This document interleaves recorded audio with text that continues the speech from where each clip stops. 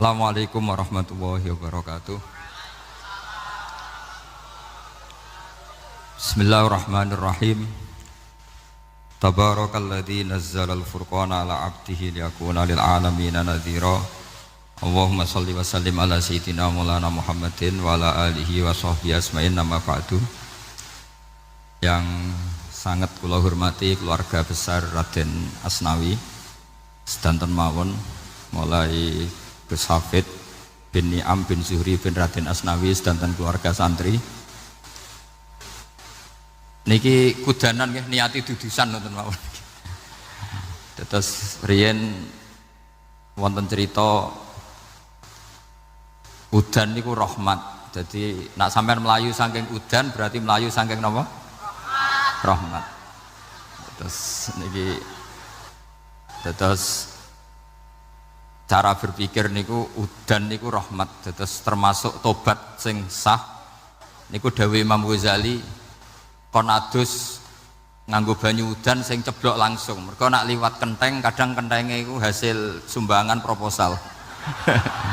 Terus mun sing langsung mawon, sing liwat plastik mun mboten mandi niku. Mboten mandi niku sing niku mau sama niku. Terus dulu di antara syaratnya tobat niku dawuh Imam Ghazali niku adus udan sing prawan, maksudnya sing asli ceblok saking pundi langit niku langsung sampean ombe. Nak tepak nggih tobat, nak mboten tepak nggih lara niku. Mergi asli. Terus kula matur nuwun sanget jenengan hormat teng Raden Asnawi.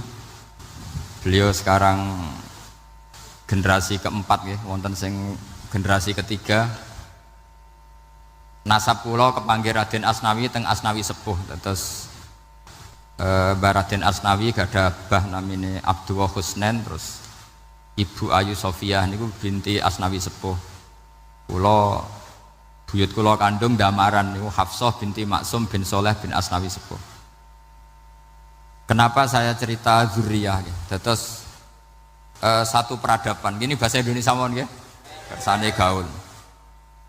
Satu peradaban itu yang bisa bangun itu dzurriyah itu komunitas gen. Meskipun nanti komunitas gen itu bisa disadap atau dibajak oleh orang-orang yang tidak gen, jadi agak ilegal tapi itu sah. Karena sampean bisa misalnya kalah nasab sama saya, misalnya bilang nanti ketemu di Nabi Adam saja Gus gitu. Nanti pasti kita ketemu di siapa? Nabi Adam. Terus kedua, kekalahan nasab itu udah abadi, karena nanti setelah jenengan ditanya di kuburan, bapak kamu siapa? Itu disuruh jawab Nabi siapa? Ibrahim. Terus kekalahan nasab sampai nanti berakhir di kuburan, karena nanti dijawab siapa bapak kamu, disuruh jawab siapa? Nabi Ibrahim. Jadi yang punya bapak Karmen apa itu sudah selesai, sudah gak dipakai lagi. Nanti pakai siapa?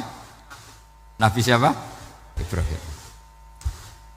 Nah, kenapa saya cerita bahwa nasab gen itu akan disatukan oleh satu visi ilmiah yang objektif. Gini ku dawuh Nabi Yusuf, wattaba'tu millata abai Ibrahim wa Ishaq wa Yaqub. Terus dawuh Nabi Yusuf, maka nalana an nusyrika billahi min syai'. Jadi saya ngikuti leluhur saya. Ini dengerin ya, saya ngikuti leluhur saya, yaitu Nabi Yakub bin Ishak bin Ibrahim. Leluhur saya itu siapa? Maka nalana an nusyrika billahi min syai', yaitu keluarga besar yang tidak pernah melakukan kemusyrikan. Ya, keluarga besar kami punya tradisi tidak pernah melakukan kemusyrikan, dan bahkan itu dibahasakan tidak mungkin kita ini melakukan kemusyrikan. Maka nalana itu kira-kira kalau bahasa Indonesia itu kita ini tidak mungkin melakukan kemusyrikan. Nah, kenapa demikian? Itu berangkat dari logika yang permanen, disebut yusabbitu Allahu alladzina amanu bil qouli tsabiti fil hayatid dunya wa fil akhir. Logika permanen itu begini, misalnya kita ini kan hidup dari bapak dari ibu terus sampai Nabi Adam. Kemudian setelah Nabi Adam ini berakhir, Berakhir, kemudian kita mau tidak mau berpikir Nabi Adam itu siapa? Terus diterangkan ternyata Nabi Adam itu satu makhluk hidup yang mulanya dari tanah, lewat wahyu Allah, lewat titah Allah kun, kemudian jadi manusia yang bernama Adam. Sebelum Adam ada bumi, ada langit, ada cakrawala, macam-macam. Kemudian itu kita rumuskan lagi, asal usulnya adalah tidak ada, adamiyun makhdun. Akhirnya kita tahu bahwa alam raya ini diwujudkan setelah dari tidak ada. Nah tentu terus kita berpikir, dari tidak ada menjadi ada itu pasti penyebabnya adalah sesuatu yang ada. Nah yang ada itu disebut wajibil wujud. Karena wajibil wujud ini wujud sendiri, nggak ada saingannya. Karena Allahu wala syai'amahu, Allah ada dan tidak ada pesaingnya. Maka kita ini berpikir nggak mungkin ada kekuatan manapun yang menyamai Allah. Sehingga nggak ada Yesus mungkin menyamai Allah, nggak ada Fir'aun, nggak ada Lata, nggak ada Uzza. Makanya disebut maka nalana an nusyrika billahi min syai'. Kita ini tidak mungkin melakukan kemusyrikan. Sama tidak usah tanya saya, Gus, tapi orang menjadi musyrik itu kan mungkin. Jawabannya itu tetap nggak mungkin. Kemusyrikan itu satu teori yang nggak mungkin. Tapi kalau orang musyrik itu mungkin. Memang akan dilipat. Tapi karena kita kenal Raden Asnawi itu dari sisi ilmiahnya, saya punya banyak kitab beliau. Mungkin saya termasuk pernah dulu yang membawa kitab beliau banyak ke Korea. Saya itu beli pesolatan tuh bukan 1-2 sampai 2 kerdus 3 kerdus. Itu mulai dulu, mulai saya ngiai sampai sekarang. Tak bawa ke Sragen, ke Solo Tigo, termasuk tak bawa ke Korea. Jadi mungkin ya ini GR saya ngaji di sini itu barokahnya jualan pesolatan.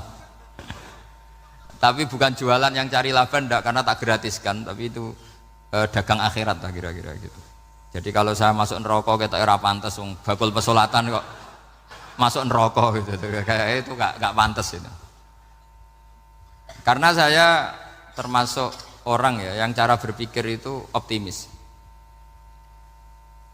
Dulu di sini ada orang alim alama namanya Raden Asnawi. Terus kemudian sejarah agak berpolemik, ada yang mengatakan beliau itu muridnya Syekh Nawawi, ada yang mengatakan tidak. Apapun itu yang saya yakini adalah beliau ya saling istifadah lah, saling bermanfaat bagi Syekh Nawawi Banten. Saya punya catatan sejarah banyak tentang Raden Asnawi karena guru-guru kita itu akan ketemu di Syekh Nawawi Banten. Yaitu kita tahu misalnya saya ngaji Mbah Mun ngaji Mbah Zubair misalnya ngaji Syekh Fakih Mas Kumambang, ngaji Mbah Mahfud, terus ngaji Sayyid Abi Bakar Sato, terus ngaji Sayyid Zaini Dahlan. Kalau keluarga sini mungkin misalnya Gus Hafid, Mbah Niam, Mbah Zuhri, terus Raden Asnawi. Raden Asnawi kita tahu nikah dari istri mudanya Syekh Nawawi, yaitu Nyai Hamdana. Saya sering diceritani Mbah Mun, terus Nyai Hamdana punya anak yang namanya Zuhriyah dari Syekh Nawawi. Kemudian setelah dinikahi Raden Asnawi punya anak namanya Zuhri, Minan, Niam, terus sampai ke Gus Hafid itu, Hafid bin Niam. Kenapa saya cerita ini? Karena kealiman itu adalah sesuatu yang dibanggakan Allah. Imam Amudi itu ulama ahli matematika. Jadi ada ulama itu ahli matematika. Dia nggak pernah ngajarkan pesolatan, zakat, sholat, tapi dia ngajar matematika. Kemudian dari matematika itu beliau menjadi ahli tauhid. Sehingga nanti Mungkar Nakir itu gak akan tanya dia marabbuka wa manabuka, karena dia punya rencana. Yang ngajar tauhid itu saya kata. Jadi kalau dia akan malaikat nakir, marabbuka, pangeran kamu itu siapa? Malaikat malah dilawan, kamu pernah ngajar tauhid. Saya ini guru tauhid. Singkat cerita, saking keramatnya Imam Amudi, kata Allah, ya Amudi, presentasikan ilmu tauhid yang lewat jalur matematika ke semua malaikat saya. Semua malaikat saya tahu cara berpikir matematis. Karena malaikat itu imannya itu iman mauhibah, karena dia malaikat ya iman karena tahu neraka, tahu surga, terus dia iman. Kalau kita ndak, kita iman tuh pakai logika, jadi lebih keren. Loh betul. Malaikat itu ketika bangga, ya Allah apa ada orang yang imannya di atas kita? Jawabnya Allah ada. Siapa? Ya orang-orang kudus kata Allah gitu. Kira-kira gitu. Kenapa? Ya betul. Karena kamu iman saya itu wajar, kamu tahu saya, tapi mereka nggak tahu saya tapi iman. Kenapa bisa iman ya Allah? Karena mereka punya logika, punya akal. Akhirnya Imam Amudi disuruh sama Allah presentasikan logika tauhid kamu lewat jalur matematika. Malaikat disuruh dengerin semua, isma'u ya malaikati, ini mimpinya wali. Terus Imam Amudi mulai mengajarkan nisbatul isnaini ilal wahid wa nisbatus salasa wal arba'ah ila ma la nihayatalah niku binisbatin wahidah, yaitu far'un minal asli wa huwa al wahid. Mbok angka sebanyak apapun 2, 3, 4 sampai 1 miliar itu nisbatnya ke angka 1 adalah nisbatul far'i ilal asli, semuanya berasal dari 1. Maka hadhil awalim atau hadal alam ila ma la nihayatalahu tetap semuanya ini cabang dari 1, yaitu wujud dari 1, yaitu Allah Subhanahu wa ta'ala.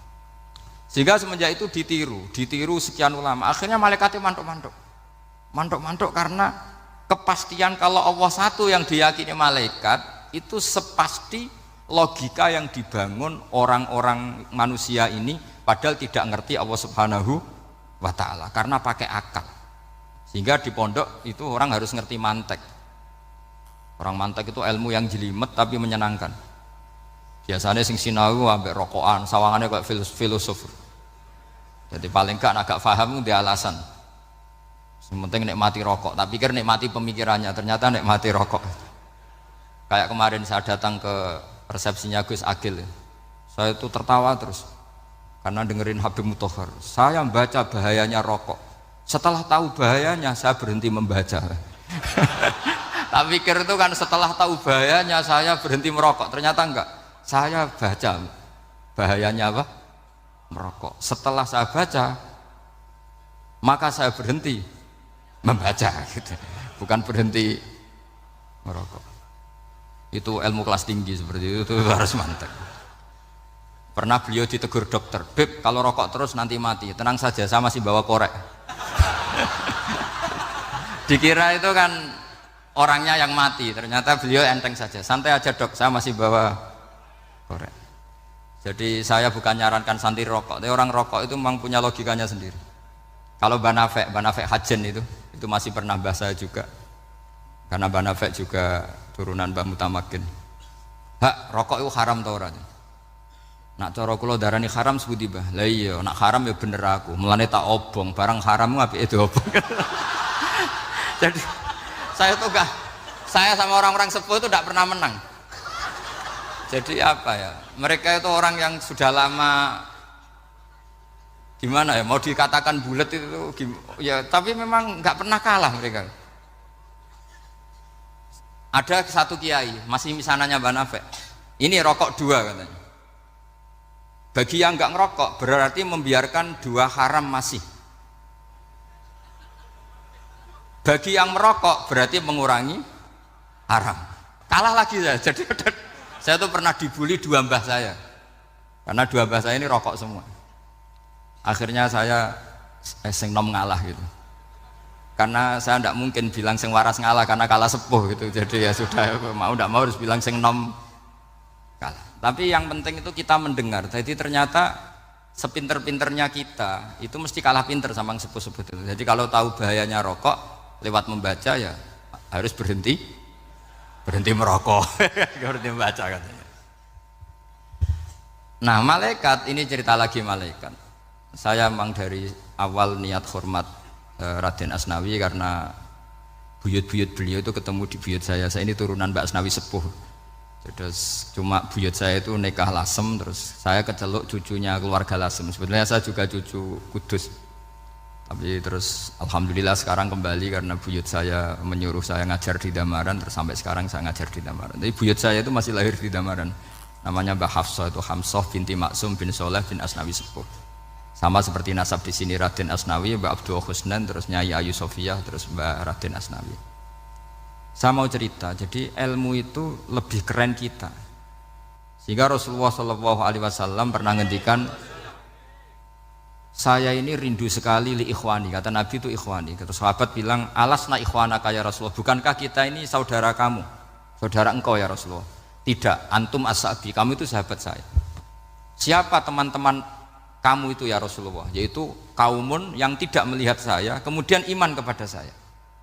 Jadi mereka seperti kita semua di Kudus ini tidak melihat Rasulullah Shallallahu Alaihi Wasallam, tapi iman sama Nabi. Dan ketika malaikat yubahi bikum malaika, Allah bangga dengan malaikatnya, membanggakan kita. Sampai malaikat itu sentimen, kok bisa ya Allah? Ya karena tadi, kamu iman sama saya wajar, karena kamu melihat surga, melihat neraka, melihat aras. Sementara orang Kudus coba ngelihat apa? Paling simpang 5, apa simpang 7 itu. Tapi imannya nggak kalah dengan malaikat. Kenapa nggak kalah? Karena tadi kita diajarkan bahwa nisbatul isnaini wassalasah wal arba'ah ila ma la nihayatalaha itu sama-sama nisbatul far'i ilal asli. Tetap yang asli adalah angka 1. Jadi nggak mungkin aslu hadhil asya nggak dari Allah itu, nggak mungkin. Tetap dari zat yang satu. Kemudian tentu ini bukan nisbatul walad ilal walid, anak ke bapak tentu enggak, tapi nisbatul khaliq sama makhluk. Tapi apapun itu pasti satu. Sehingga Imam Amudi akhirnya masuk surga lewat jalur itu, tidak usah lewat pertanyaan man rabbuka wa man nuka. Kelasnya disuruh ngajar malaikat. Saya punya rencana jadi pengajar malaikat nanti itu kan. Jadi orang-orang Kudus yang dapat barokahnya Raden Asnawi nanti jangan mau kalau ditanya man rabbuka wa man nuka. Kelasnya itu harus apa? Jadi gurunya malaikat. Karena bapak kita Nabi Adam itu keren. Nabi Adam itu adalah orang yang disuruh Allah dipresentasikan, dibanggakan Allah di depan para malaikat. Ketika ada malaikat yang agak hasut, tapi itu tidak malaikat papan atas, malaikat yang kebanyakan. Itu kan agak terima Nabi Adam jadi apa? Khalifah. Sampai malaikat ini usul ataj'alu fiha mayufsidu fiha wasfikut. Makanya kalau saya protes sama malaikat itu malaikat yang ini, bukan Jibril sama Israel. Kalau protes Israel bahaya, bisa dihabisin. Saya pernah ditanya seorang kiai, Gus jenengan gojlok malaikat kok berani? Ya karena malaikat yang jenis ini pernah gojlok Nabi siapa? Adam. Enggak percaya kalau Nabi Adam itu layak mimpin, sampai protes ataj'alu fiha may yufsidu fiha wasfikut dima. Tapi apa yang terjadi? Allah mengajarkan satu ilmu di Nabi Adam, kemudian disuruh meresentasikan. Qala ya Adamu ambihum bi asmaihim. Adam, coba kamu presentasikan ilmu kamu. Setelah Nabi Adam fasih mempresentasikan ilmu, kata Allah, kamu bisa enggak sepinter Nabi Adam? Enggak bisa ya Allah. Makanya sudah saya bilang ini a'lamu malah. Saya lebih tahu siapa yang layak mimpin. Jadi layak mimpin itu pertama harus kuwatul ilm. Ilmunya itu harus kuat. Nanti saya akan cerita hubungannya Raden Asnawi dengan Syekh Nawawi. Apa itu hubungan teman, apa murid guru, itu memang masih jadi polemik sampai sekarang. Kalau saya ya keyakinan saling istifadah. Ini bahasa netral, tidak murid guru tapi saling apa? Istifadah. Kata Syekh Nawawi dalam tafsir Munir itu, ilmu itu nomor 1. Sehingga beliau setiap ada ayat fa inna hizballahi humul ghalibun, beliau pasti menafsiri bil hujjah wal barohin la bis saulah. Saya masih ingat betul takbirnya, memang saya hafalkan. Tapi bukan untuk modal pidato, boten. Modal sebagai wong alim. Kalau pidato gampang. Pidato itu semua orang bisa. Kalau jadi orang alim itu tidak gampang. Lebih susah lagi wong alim berpidato. Itu kalau nggak pernah mbah saya tidak mau. Karena memang saya terkenal nggak suka pidato. 1 memang nggak bisa. Nomor 2 tidak ingin. Nomor 3 ya rugi. Karena pidato itu nasib-nasiban itu. Kalau nasib baik kamu tidak paham itu, wah Gus Ba ilmunya tinggi sehingga kita tidak paham itu kalau nasib baik. Kalau nasibnya ada baik, nak ngendikan bulat sama itu tepak-tepakan. Dan Syekh Nawawi itu benar, Raden Asnawi juga benar, semua guru-guru kita benar. Karena agama ini sebetulnya bukan masalah negara, tapi masalah logika yang sehat. Uni Soviet itu pernah mengkooptasi Uzbek, Ceknya, Tajikistan. Itu 100 tahun, orang dipaksa ateis. Tapi orang-orang Uzbek, saya sering ketemu ulama Uzbek, kadang ketemu di Korea, kadang di Malaysia. Orang-orang Uzbek itu punya basement di bawah tanah. Kemudian di bawah tanah ini mereka ngajarkan tauhid.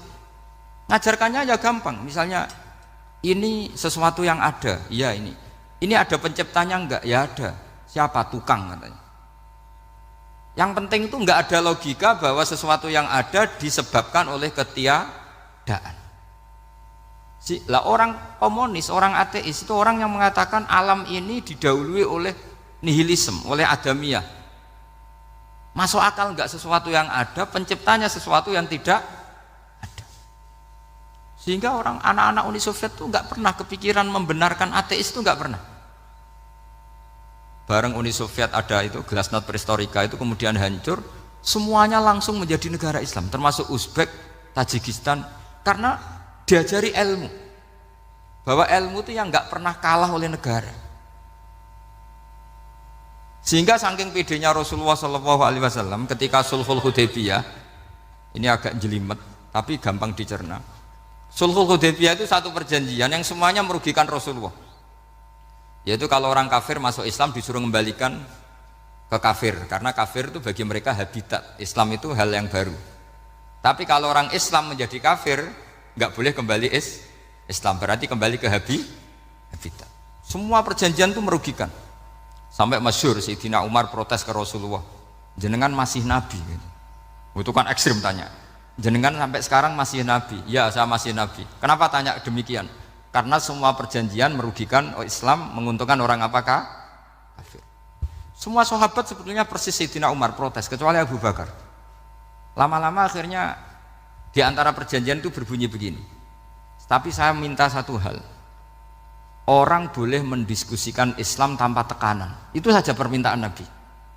Orang boleh mendiskusikan Islam secara bebas, tidak tertekan. Karena orang-orang kafir melihat itu hal yang biasa, ya nggak masalah Muhammad. Akhirnya orang diskusi, Islam itu apa sih? Islam itu orang yang menuhankan Allah. Allah itu siapa? Zat yang menciptakan langit dan bumi. Lama-lama orang kafir berpikir, wah keren, Tuhannya Muhammad bisa bikin langit dan bumi. Nggak kayak Tuhan kita, malah kita yang bikin. Jadi mulai debat itu terus ada yang cerita lagi. Saya pernah loh nyembah Lata, pas itu dikencingi luwak. Masa ailahun yabulu ali sa'laban, masa Tuhan kok dikencingi luwak? Terus yang agak-agak ahli kitab ya diskusi lagi. Wah kayaknya Yesus tidak Tuhan, masa Tuhan kok kelaparan, lemes, wah repot nanti. Jadi makanya Allah ketika gojlok wa ummuhu siddiqah kana yakulani ta'am. Mal masihu ibnu Maryam illa rasul qad khalas min qablihir Rasul wa ummuhu siddiqah kana yakulanit. Coba paradok enggak misalnya, kamu didolani Nabi Isa terus ketok lemes. Kenapa Tuhan? Saya agak sakit keroi dulu. Kan enggak kebayang itu. Punya Tuhan yang sakit setelah makan sehat terus. Kan enggak kebayang seperti itu. Ketika Nabi punya konsep Tuhan, Tuhannya Muhammad itu siapa? Yaitu zat yang la awalalah, zat yang pertama. Lalu Tuhan itu siapa? Tuhan itu yang menciptakan langit bumi. Tuhan itu siapa? Yang memulai segalanya. Lama-lama mereka berpikir, wah kalau gitu yang benar itu Islam. Maka kata Imam Zuhri, Syihabuddin Az-Zuhri, famaka nafathun fil islami a'zoma min sulhil hudaybiyah. Innamaka nasu yatafaduluna fil hadis wal munaza'ah. Semua teks riwayat itu ada kata wal munaza'ah. Orang bebas ngomong dan berdebat. Munaza'ah itu berdebat. Terus akhirnya falam yatakallam ahadun bil islami yaqilu syai'an illa dakhala fihi. Kemudian setelah berdebat dan mereka tahu Islam, pasti akhirnya masuk Islam. Dan itu yang sekarang terjadi di dunia. Makanya saya pernah ditanya seorang profesor, Gus, kalau di Jogja ada sekolah perbandingan agama, menurut Anda gimana? Asal itu tentang agama enggak apa-apa. Tapi kalau yang dibandingkan umat Islam itu jangan. Karena nanti kalau di Indonesia kira-kira yang copet itu ditanya agamanya juga Islam, yang koruptor juga Islam. Jadi kalau yang dikaji Islamnya enggak apa-apa, tapi orangnya jangan kata saya. Karena yang bulat ya banyak, yang enggak sholat ya banyak. Tapi kalau Islamnya saja, misalnya adu konsep tentang Tuhan. Masyhur kita mungkin banyak yang melihat itu debatnya Stanley Fischer sama Ahmad Didat itu. Tuhan kamu siapa ini terus sama Didat cerita Tuhan saya itu lam yalid walam yulad walam yakul lahu kufuwan. Itu spontan ada seorang mahasiswi bilang, sepertinya Tuhan Anda lebih menarik karena Tuhan Anda yang menciptakan langit bumi, yang Tuhan ini kok lahirnya sudah di bumi, masa lahir-lahir langsung jadi Tuhan. Jadi akhirnya falam yatakallam ahadun bil Islam yaqilu syai'an illa dakhala fihi. Sehingga agama ini apa? Agama itu adalah kalimat tauhid. Kalimat itu apa? Logika yang terbangun. Nah, ketika logika itu terbangun maka disebut yusabbitu Allahu alladzina amanu bil qaulis tsabit fil hayatid dunya wa fil akhirah. Allah itu akan menetapkan satu kaul, satu presentasi ilmiah atau satu kesimpulan ilmiah. Yang kesimpulan itu nyata benarnya. Dan ini akan nyata terus baik di kehidupan dunia maupun kehidupan apa? Akhirat. Seperti Allah sebagai Tuhan. Itu akan nyata terus. Di dunia Allah ya Tuhan, nanti di akhirat juga Tuhan. Tapi Tuhan selain Allah, maka menjadi Tuhan ini nunggu ada yang menuhankan. Misalnya Fir'aun, itu jadi Tuhan karena ada yang menuhankan. Sekali dia mati, dia sudah aset wisata, bukan Tuhan lagi. Makanya gojlokannya orang ulama Arab, kalau ketemu ulama Mesir, kalau gojlokan itu lucu. Orang Arab, ada Abu Jahal, Abu Lahab, penggaweane musir Nabi gitu. Itu gojlokannya ulama Mesir. Kata ulama Arab, kamu gayanya benci Fir'aun, tapi rizki kamu dari wisata melihat Fir'aun. Itu gojlokannya ulama Arab sama ulama Mesir. Sehingga agama ini mengajarkan apa? Satu kalimat. Makanya kamu harus belajar mantek. Dulu Raden Asnawi ya pengajar mantek. Dulu buyut saya di sini Mbah Fauzan, abahnya Mbah Pah itu, mbahnya itu juga pengajar mantek. Karena di antara yang diceritakan Allah itu wa ja'alaha kalimatam baqiyatan fi aqibih. Tugas utama Nabi Ibrahim adalah menjadikan satu logika. Kalimah itu logika. Itu menjadi logika yang abadi, baqiyah itu abadi. Fi aqibih di anak turunnya Nabi Ibrahim. Misalnya begini, saya beri contoh ya. Misalnya saya mengatakan teh ini hitam. Itu menjadi kalimah karena diucapkan, tapi tidak menunjuk hakikat karena tehnya berwarna apa? Kuning. Sehingga Quran kalau menyalahkan orang kafir itu ngendikane kaburas kalimatan takhruju min afwahihim. Omongannya orang kafir itu menjadi kalimat karena diucapkan dari mulutnya. Kenapa menjadi kalimat? Karena diucapkan tapi tidak menunjuk hakikat. Seperti orang mengatakan 2 ditambah 2 itu 10. Itu kalimat, tapi kalimat yang salah karena tidak menunjuk hakikat. Seperti orang kafir mengatakan Tuhan itu 3, itu kalimat karena diucapkan tapi tidak menunjuk hakikat. Tapi ketika seseorang mengatakan Allah itu Tuhan, Tuhan itu satu, itu disebut kalimatu haqqin 'alaiha nahya wa 'alaiha namut. Temeriki tahlilane wa 'alaiha napa wa biha? Wa 'alaiha napa wa biha?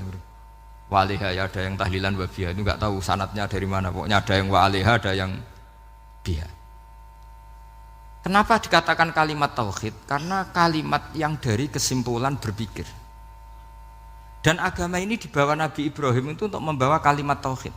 Ciri utama kalimat tadi, kamu yakin seyakin-yakinnya bahwa nisbatul snaini wassalasah wal arba'ah ila ma la nihayata laha itu kanisbatis snaini ilal wahid, yaitu semuanya far'un minal asli.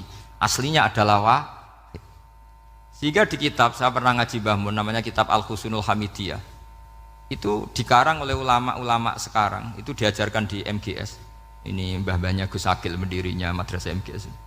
Itu ada gambarnya di situ. Di situ ada gambar piramida, ada gambar hewan, ada gambar pohon. Kata yang ngarang, gambar sedetail ini, sejelimet ini dimulai dari nuktah wahidah. Tetap dimulai dari satu titik. Dan ini disebut nuktatil wujud. Jadi mbok orang kudus sebanyak ini tetap dimulai dari satu orang, yaitu Adam. Adam dimulai dari ketiadaan. Lalu siapa al-mujid? Pewujudnya siapa? Hanya Allah Subhanahu wa ta'ala.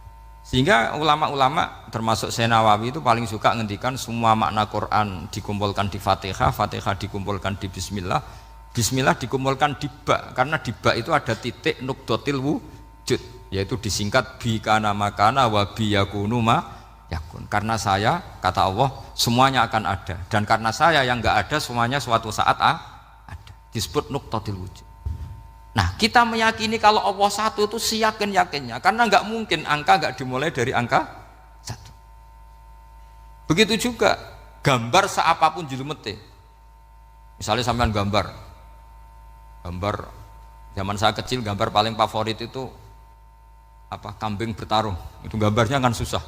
Daripada gambar kambing bertarung susah terus dibikin kotak saja, tembok. Kalau tanya gurunya, gambarnya mana? Di belakang tembok Bu. Ini itu dulu saya diwarai anak-anak nakal ya. Jadi semua satu gambar itu disuruh gambar harimau, yang satu disuruh gambar kambing bentrok, yang satu disuruh gambar matahari, semuanya kotak semua. Ini itu Bu, gambarnya di belakang apa? Tembok. Maka nggak kelihatan kata. Jadi gurunya kalah cerdas. Yang guru itu sebenarnya nggak pernah menang, karena murid itu lebih pinter. Itu teman saya dulu kalau ngaji itu kalau tes itu ngerpek baca, gurunya marah, kamu tes kok baca? Enggak, ini enggak ngerpek Bu, ini belajar di kelas. Katanya belajar kapan saja di mana saja. Acuh. Jadi apa ya, orang itu kadang yang salah itu lebih masuk akal kadang-kadang ini. Saya teruskan ya supaya ini dapat barokahnya Raden apa? Asnawi. Saya mohon sekali ya, kalimat haqqin itu harus kamu jaga. Caranya jaga ya tadi. Kalau kamu tidak bisa ilmu mantek, misalnya al-alam mutaghayyir wa kullu mutaghayyir hadis la budda min muhdits, itu kenjelimetan. Pakai saja teori umum bahwa gambar apapun jelimetnya itu dimulai dari satu titik. Karena nggak bisa, nggak dimulai dari satu titik tidak bisa. Maka alam apapun jumlahnya nggak terhingga tetap dimulai dari al-wahidul qahar, yaitu satu titik. Yaitu dalam konteks tauhid tentu itu Allah Subhanahu wa ta'ala. Sehingga Nabi Ibrahim itu orang paling sukses bikin waja'alaha kalimatam baqiyatan fi aqibi. Terus Nabi Muhammad begitu, sahabat gitu, sampai kita sekarang diajari ilmu mantek. Ilmu mantek itu logika yang enggak terbantahkan. Karena mau tidak mau. Kata Imam Syafi'i, fa innal uqula muttarratun ila qabulil haq, karena akal akan dipaksa menerima kebenaran. Dan itu yang terjadi di Uni Soviet. Dikooptasi 100 tahun untuk berfaham ateis, dilawan oleh ilmu, tetap menanamkan ilmu tauhid, ilmu mantek. Ketika Uni Soviet secara politik runtuh, semuanya menjadi muslim, termasuk negara-negara yang dulu dikooptasi. Maka kamu tidak usah kecil hati di Indonesia, apapun rusaknya negara ini, asal kita cara bertauhid benar, insya Allah tetap meninggal husnul khotimah. Karena sudah janjinya Allah, yusabbitu walladzina amanu bil qaulits tsabit. Sing jelas itu nomor satu tuh al qaulits tsabit. Memang itu logika yang masuk akal. Jadi jangan kira semua orang ditanya mar rabbuka, ndak. Banyak ulama yang enggak ditanya. Masyhur itu dalam cerita keramat-keramat. Ada guru tauhid ngajarin tauhid. Setelah ditanya mungkar nakir, Imam Malik datang. Kamu nanya ini, man rabbuka man nabiyuka, kamu tahu ini guru Umul Barohin yang tukang ngaji tauhid. Guru tauhid kok ditanya apa? Tauhid. Malaikatnya enggak jadi tanya. Dan saya percaya cerita-cerita seperti itu karena secara umum itu ala inna auliya Allahi la khaufun alaihim walahum yahzanun lahumul busyra fil hayatid dunya wa fil akhirah. Artinya kalau wali itu kok ditanya mungkar nakir berarti ngalami ketakutan. Karena di situ kan digambarkan mungkar nakir itu sewangar, bawa godam. Terus kalau yang tanya nggak bisa dipukul sampai ajur sak walang-walang. Pokoknya ceritanya kan seru seperti itu. Berarti kalau betul begitu terus ayat la khaufun alaihim walahum yahzanun kayak apa? Makanya dalam kitab Nasoihul Ibad itu ada cerita ini. Sampean boleh nggak sependapat dengan saya, tapi semoga nasib sampean nanti digebuki malaikat. Karena orang itu akan mengalami seperti yang dirasakan. Ana indadzoni abdibi. Saya tidak bayangkan akan mengalami itu. Makanya saya ini ngajar tauhid terus. Paling tidak kalau ditanya marabbuka manabuka, sampean tahu profesi saya. Saya ini pengajar tauhid. Dan biji saya 9. Dulu saya di MGS, kalau ada teman bijinya tauhid kok 4, terus gak ahli swarga, tauhidnya jeblok. Dari kalau bijinya 4 terus gak ahli swarga, tauhidnya apa? Jeblok.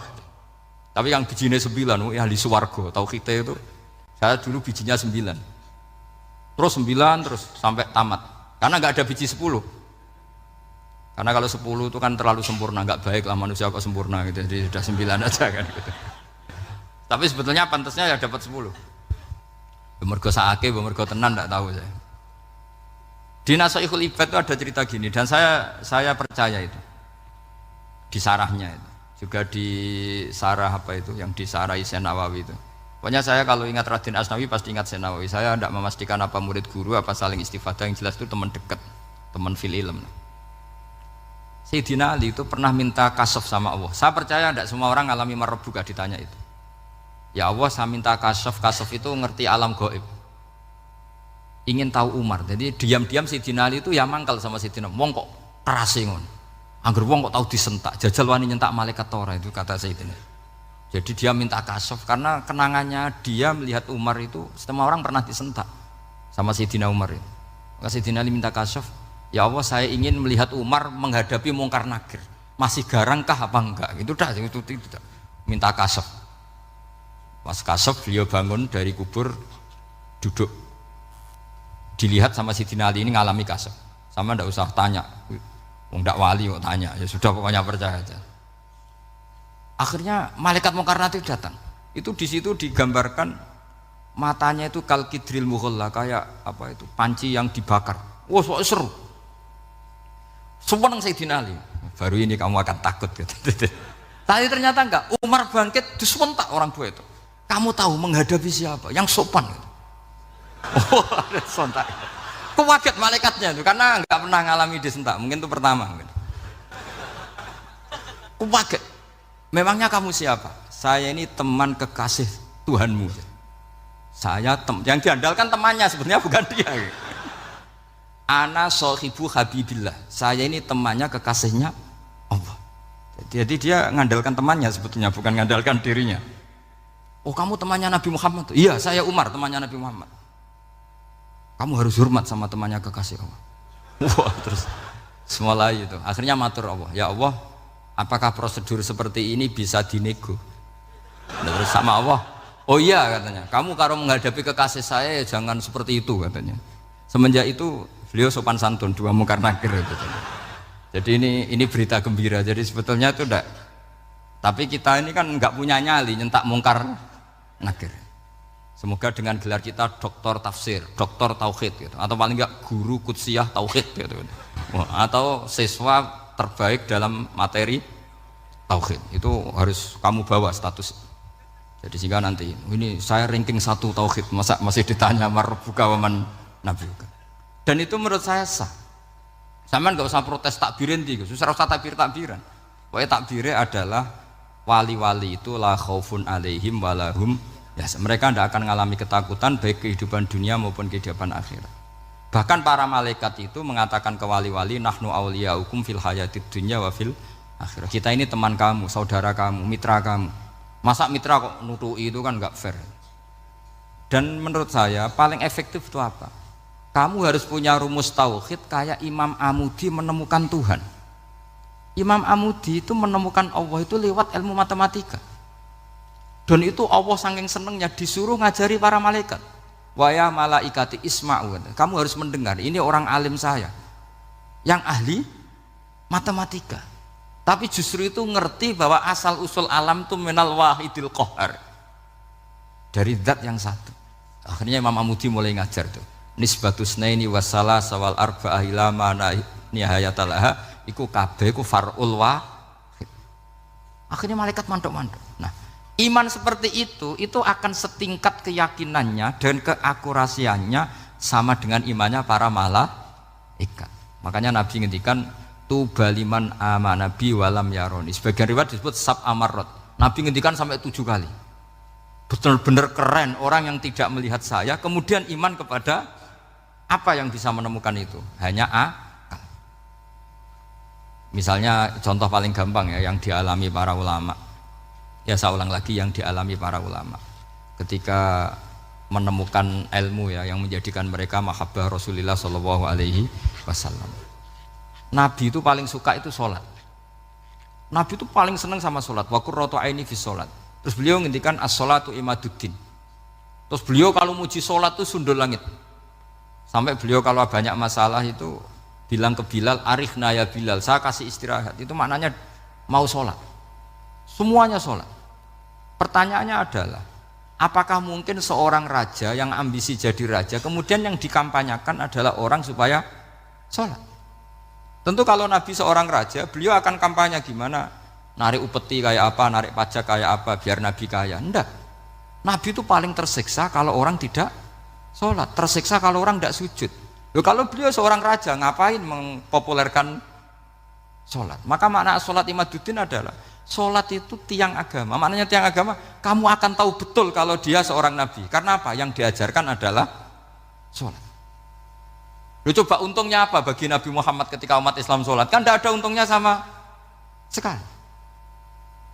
Justru itu kelihatan kalau dakwah beliau itu dakwatul haq, mengajak kebenaran.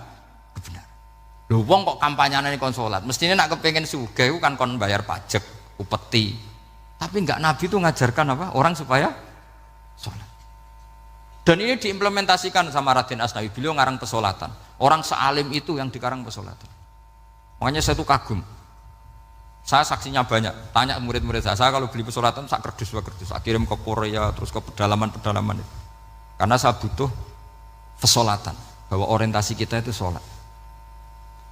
Sehingga wali-wali itu dulu, saya berkali-kali cerita kalau ngaji, wali-wali dulu itu kalau ditawarin Allah masuk surga itu tanyanya satu, ya Allah di surga ada sholat enggak? Kalau enggak ada saya enggak mau. Kalau sampean pasti enggak tanya gitu, pasti itu sudah ada. Sampean malah gini, enak mlebu swarga ora usah sholat mesti gitu. Sudah, jadi sudah lama sekali nganggap sholat itu problem. Dan itu berat masuk surga kalau begitu terus, itu berat. Itu pertanyaannya gitu. Karena alam rohani kita, saya ulang lagi, alam rohani kita itu tidak kebayang kalau kita hanya nyuwun sewu nikmati secara seksual, secara biologis. Makanya ada ulama ditanya, kenapa sholat itu lebih indah ketimbang nikmat al-wiqa misalnya, nikmatnya hubungan biologis. Jawabnya ulama itu gini, lucu, jawabannya sederhana. Nikmatnya kamu punya anak itu apa? Jawabnya ulama itu lucu. Kalau sakit dia sembuh, kalau hilang dia datang. Saya ulang lagi ya, kalau sakit dia sembuh, kalau hilang dia datang. Sekarang orang tua yang punya anak sakit koma di UGD atau di emergency, itu senangnya tuh mengalahkan kesenangan apa saja. Kira-kira orang yang berhubungan intim atau yang hubungan biologis dengan orang yang sedang anaknya sembuh dari koma, senangnya senang mana? Senang yang melihat anaknya sembuh dari koma. Senikmat apapun hubungan biologis, seneng anaknya yang hilang ketemu. Nah kalau anak ketemu saja orang seseneng itu, apalagi kita di surga ketemu zat yang lama kita sembah, yang lama kita rindukan, yang lama kita rindu, kemudian ketemu di surga, maka tidak ada artinya surga tanpa melihat Allah Subhanahu wa Ta'ala. Memang harus dijelaskan secara rohani. Akhirnya orang ngerti bahwa nikmat tertinggi di surga adalah melihat Allah Subhanahu wa Ta'ala. Karena kalau anak-anak muda mungkin protes, ya enggak, ya enak kumpul sama widadari gini-gini. Wah itu kan yang trauma bojone jelek gitu. Wah itu yang bojone jelek mesti kesusu masuk surga karena itu sudah jelek, cerewet, nggak mati-mati kan gitu. Terus dia ingin masuk surga mesti niate welek, mesti pikiran pertama itu kumpul widadari. Tapi ada ulama yang bikin analogi tadi, misalnya istri kamu cantik, kemudian anak kamu sakit, koma. Hubungan dengan istri sama dengar berita anak kamu sembuh, seneng mana? Seneng anak sembuh. Sama anak yang hilang, seneng mana? Anak yang hilang ketemu. Maka terus ulama bisa menjelaskan itu. Kalau orang ketemu anaknya seseneng itu, apalagi ini ketemu Tuhannya yang bertahun-tahun disembah, kemudian tidak pernah melihat. Di surga itu nanti kita melihat Allah Subhanahu. Makanya Allah begitu bangganya mempromosikan surga. Surga itu apa? Surga itu wujuhu yauma idzin nadhirah ila rabbiha nadhirah, yaitu wajah-wajah berseri-seri dan melihat Allah. Itu tanpa dijelaskan seperti ini Anda akan janggal, enaknya di mana? Tapi setelah dijelaskan detail gini oleh ulama, maka kita akan tahu an-ni'matul uzma sing enggak ada perbandingannya adalah nikmat masuk apa? Surga karena melihat Allah Subhanahu wa Ta'ala.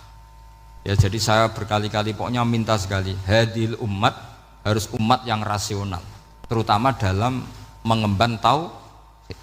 Karena tauhid ini yang disebut kalimah. Sampai Allah mengistilahkan kepada Nabi Ibrahim itu wa ja'alaha kalimatam baqiyatan fi aqibih. Kalimat tauhid adalah kalimat yang akan abadi di anak cucunya Nabi Ibrahim.